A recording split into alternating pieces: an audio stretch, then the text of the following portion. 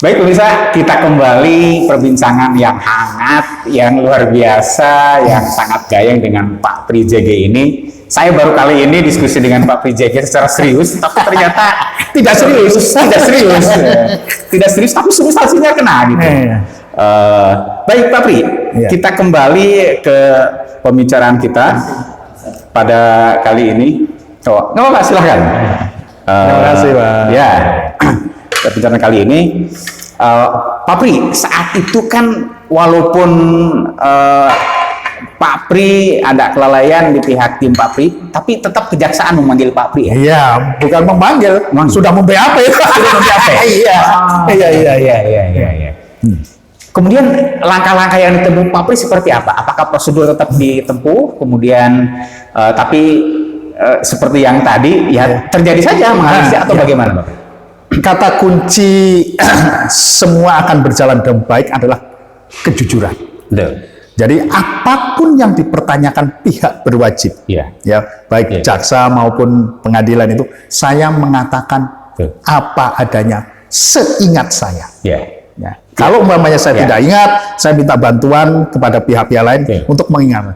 Tapi tidak ada sebersih pun untuk membelokkan apa yang saya tahu dan apa yang saya rasakan. Itu langkah awalnya begitu. Nah, dengan begitu, dengan saya mengatakan apa adanya, apa yang saya katakan itu pasti dari hati.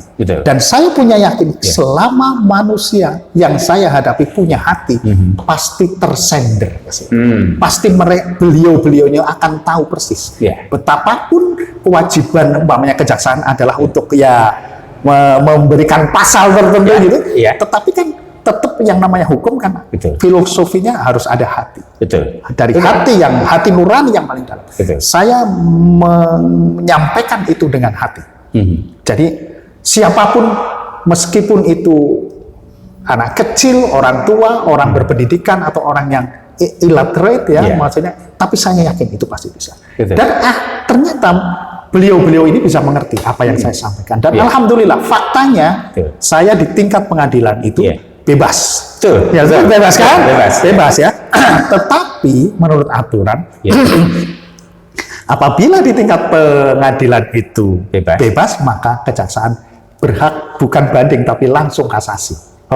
Kasasi ke Mahkamah Agung. Langsung diajukan kasasi. Itu memang tugas jaksa untuk bisa membuktikan bahwa tuntutannya adalah benar. Itu tugas. Saya tidak menyalahkan. Meskipun mungkin hatinya, tapi itu prosedur itu harus ditempuh. Dan kami pun tetap menempuh ke Mahkamah Agung dan alhamdulillah hasilnya menguatkan dari putusan pengadilan negeri yang itu berarti dibebaskan dan sekaligus rehabilitasi nama baik. Jadi Bapak Ibu sekalian, para pemirsa, Pak Asep, aku udah baik loh. Dan tidak terbukti melakukan pelanggaran. Begitu. Hikmah apa Pak Pri dari perjalanan tersebut sampai kesandung urusan hukum dan lain-lain? Pasti apapun kan butuh waktu, butuh tenaga yang harus dikeluarkan dan capek juga kan. Tapi setelah itu merasakan ini hikmahnya apa sebetulnya? Apa skenario Allah itu? Hikmahnya sederhana. Saya dicolokkan begini, bahwa manusia, saya khususnya, nothing at all. Tidak ada apa-apanya sama sekali. Sama sekali loh nih Pak. Jadi apabila saya bisa berbuat sesuatu yang benar, yang baik, itu adalah karena tuntunan dan hidayah. Itu saya dicolokkan karena PJG-nya. Bukan, because I am nothing at all. Nggak ada sama sekali, nggak ada. Kamu itu apaan kamu itu? Gitu aja. Saya dicolokkan bahwa ada sesuatu yang maha besar. Itu ya Allah. Udah selesai. Jadi mengenolkan diri. Hidup itu zero. Jadi nggak ada apa-apanya.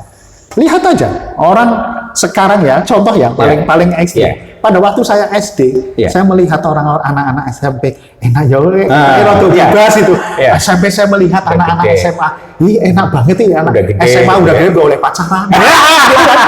Begitu kuliah, Iya. begitu, waduh, enak juga Oh. kuliah nggak pakai absensi waktu itu Iya, itu nggak, iya. enak bebas, rambutnya gondrong, kan boleh gitu. Setelah lulus kuliah, pusing juga, bingung kerja Kerja ini, apa? kan? Setelah kerja bingung meritnya gimana, setelah berkeluarga tetap Punya masih bingung, punya anak, aduh rumahnya Iya, masih iya. kontrak, Iya, iya. terus nggak Tidak ada akan habis. selesai. Itu yang tadi Martin Heidegger itu sama itu sebetulnya.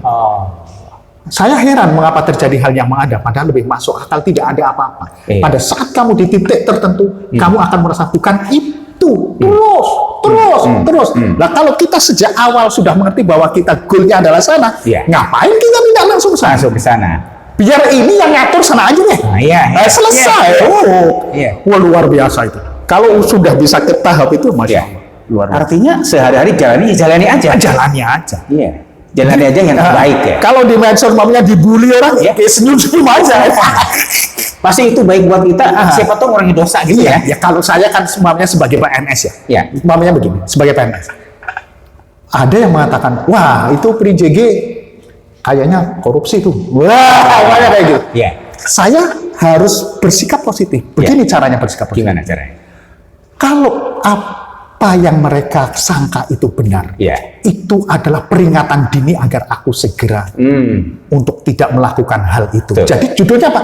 Alhamdulillah Allah Iya, sing ada ngeleke. yang ngeleke. Iya toh. Betul. Tapi kalau itu tidak benar, tidak perlu marah. Iya. Harusnya tetap alhamdulillah. Alhamdulillah saya tidak apa yang mereka prasangkakan. Betul. Di mana letaknya saya tidak untuk alhamdulillah, Iya. tidak untuk bersenang, tidak untuk tersenyum, Iya. tidak untuk merangkul sesama, tidak untuk membenci. Betul. Enak banget hidup ini, luar biasa. Berarti kejadian yang enak alhamdulillah, kejadian yang tidak enak juga alhamdulillah. Alhamdulillah, tidak enak itu menurut siapa? Menurut manusia. Ya menurut manusia yang punya standar yang beda. Ya. Kalau standarnya sama, pasti Iya. enak semua. Cenderung standarnya kan duniawi kan? Cenderung duniawi dan variannya begitu banyak. Ya. Jadi berbeda. Ya. Contoh pertama. Betul. Contoh kedua, ini sudah saya tuangkan dalam buku ini. Oh. Saya punya buku soalnya. Betul. Nah, saat saya naik motor Ya. di depan bendang, Betul. kemudian ada pendorong bambu Iya. tua, ngeligo panas. Oh, Ya. masuk ke sini ke dada. Bukan. Dia mendorong.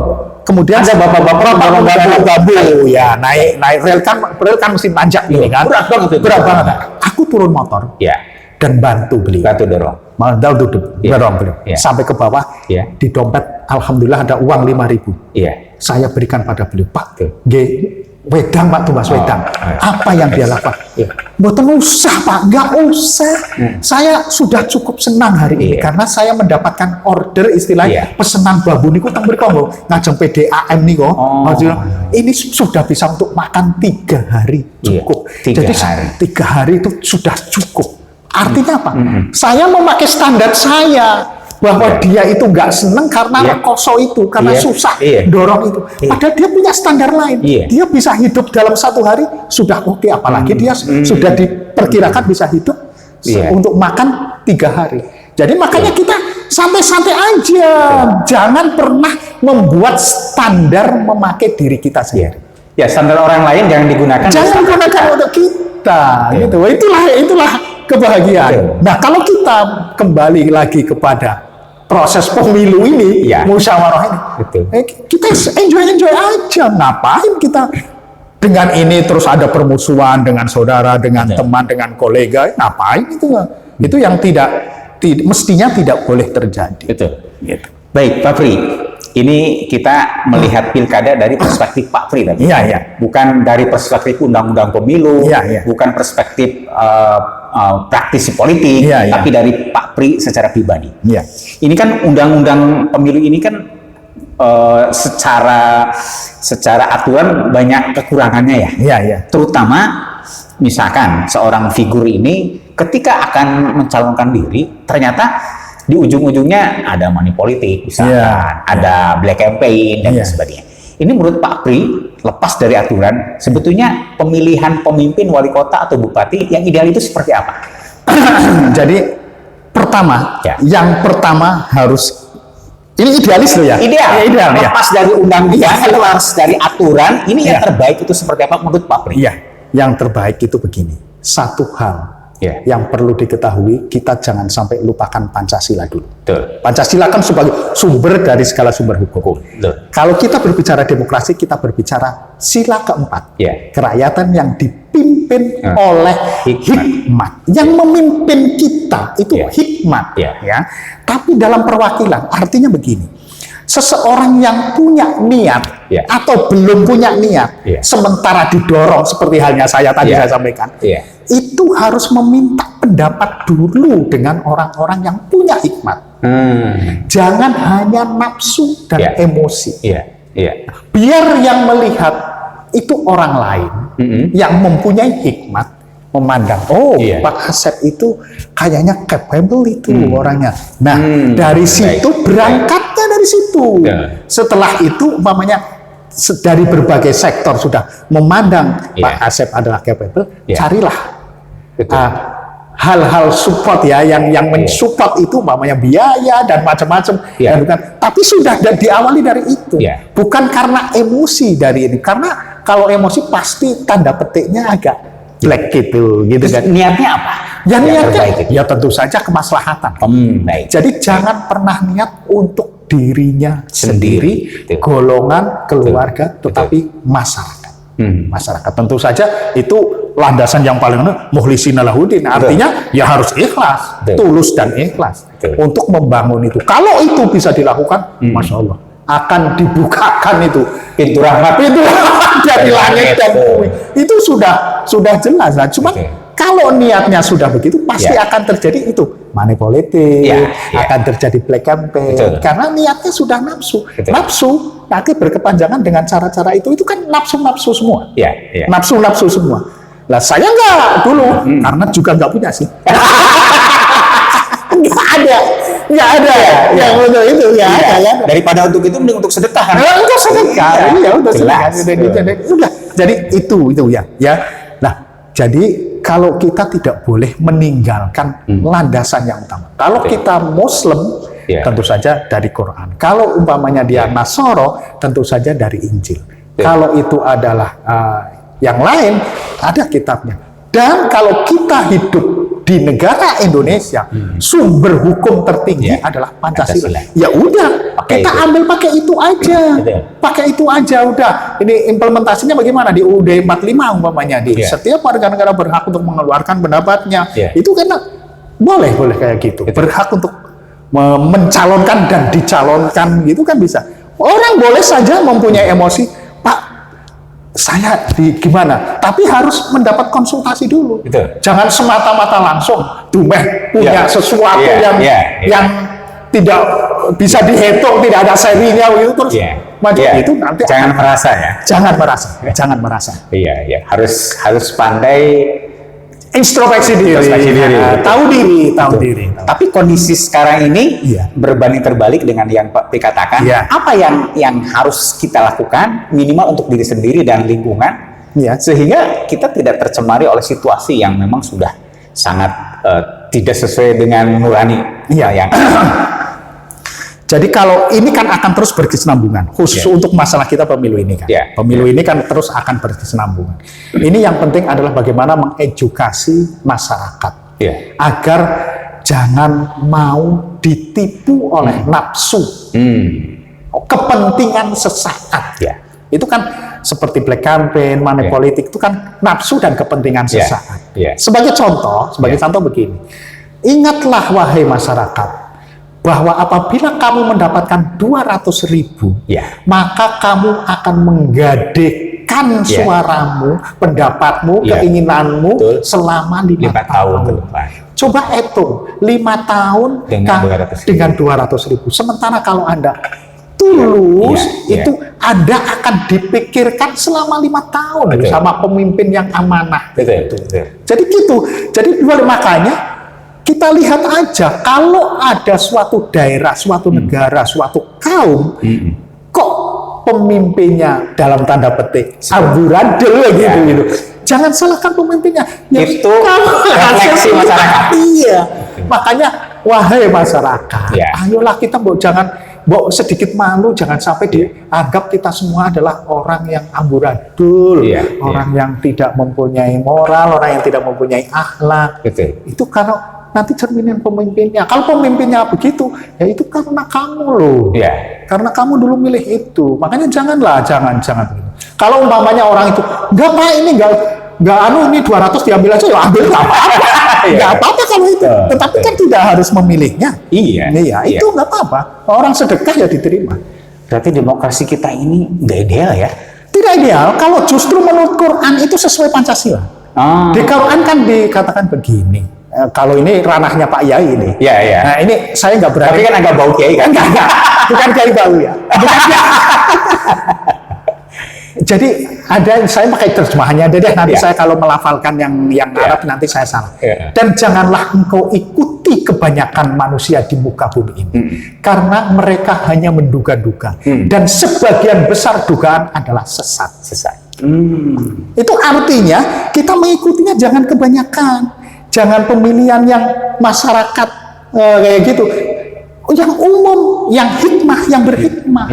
Jadi apa yang sudah dikonsolidasikan, dikomunikasikan dengan para hikmat, itulah yang benar. Itu. Saya menarik dengan kalimat yang tadi, jangan menduga-duga. Jangan menduga-duga itu apakah saya misalnya berpikir tentang Pak Pri, tetapi saya diskusi sendiri, Pak Pri ini kayaknya orangnya gitu, kayaknya begini, tapi enggak sekalipun nanya ke Pak Pri, sebetulnya Pak Pri ini orangnya kayak gimana, apakah seperti itu? Salah satu pilarnya itu. Pilar yang lain, Pak Asep harus tanya kepada ahli hikmah. Itu referensi itu. Track record yang ahli hikmah loh ya. Kan ada orang yang pinter, sudah profesor, sudah doktor, tetapi tidak hikmah. Dia hanya sesuai dengan kepentingannya, kepentingan golongannya, kepentingan kelompoknya, kepentingan akal pikirannya. Padahal akal pikirannya sangat tergantung sekali kepada backgroundnya dia. Jadi sesat. Kan banyak yang profesor, yang dokter, yang demikian kan ada. Jadi makanya kita nggak boleh percaya yang begitu-begitu. Kita harus percaya kepada yang ahli hikmah. Nah, kalau kepada pemimpin, tabayun bahwa pemimpin itu baik, harus berkonfirmasi kepada pihak-pihak yang mengenal orang tersebut berarti ya? Iya, dan itu kan tidak harus mengenal secara pribadi, tetapi kan indikator-indikator, track record perjalanannya, keputusannya, langkah-langkahnya itu kan bisa di. Dan hal itu tidak bisa hanya secara akal saja. Jadi ingat, saya ingatkan kepada teman-teman semua, masyarakat semua, bahwa manusia itu minimum terdiri dari 4 ranah. Ada jiwa, ada raga, ada rasa, ada logika. Nah, kita dalam menilai sesuatu harus komprehensif. Tidak bisa kita hanya menurut akalku, menurut pendapatku begini. Nggak bisa. Tidak hanya itu. Coba kamu lihat secara ini fisik. Umpamanya, dia pernah begini. Lihat secara tutur kata sopan santunnya bagaimana dia menghadapi dunia internasional, setelah pulang ke sini menghadapi dunia nasional, setelah pulang kampung menghadapi dunia tradisional, itu nanti akan ketahuan bahwa orang ini adalah orang yang benar-benar bijak. Tidak bisa disamaratakan. Wah, aku udah pernah ke Jepang, udah pernah ke Amerika, aku harus begini. Nggak bisa dong. Langsung dicopot dari sana, dibawa ke sini. Diterapkan di Buaran Pekalongan, nggak bisa. Nggak bisa. Paurak. Nggak bisa. Baik, Pak Pri, menarik sekali ini segmen hari ini.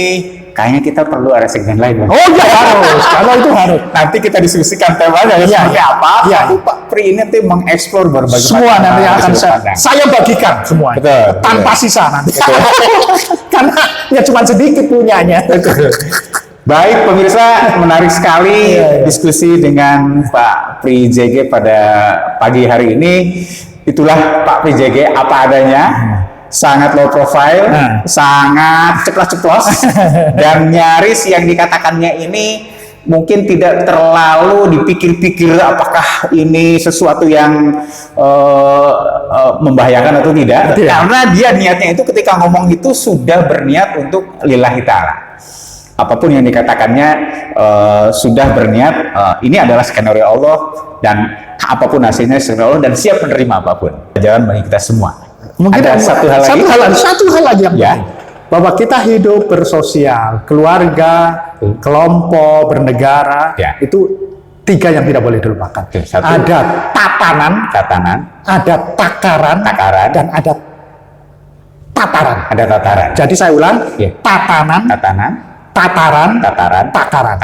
Ya, jadi Iya. tatanan itu kita harus akui bahwa ono wali kota, ono camat, ono lurah, Betul, itu jelas. betul. Itu tapi di situ menunjukkan adanya tataran. Betul. Kita harus menghormati Pak Lurah, Iya. menghormati Pak Camat, Iya. menghormati Pak.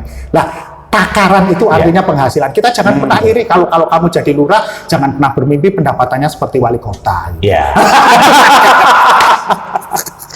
Gitu ada. Baik, Ya. closing statement yang luar biasa. Ya, sebetulnya saya ingin terus diskusi, tapi waktunya memang yang Terbatas, ya. Nanti kita bisa dilanjut pada kesempatan yang berbeda. Iya. Pemirsa, terima kasih. Assalamualaikum warahmatullahi wabarakatuh. Waalaikumsalam. Terima kasih, Pak Bey. Terima kasih Pak Aceh, Masya Allah.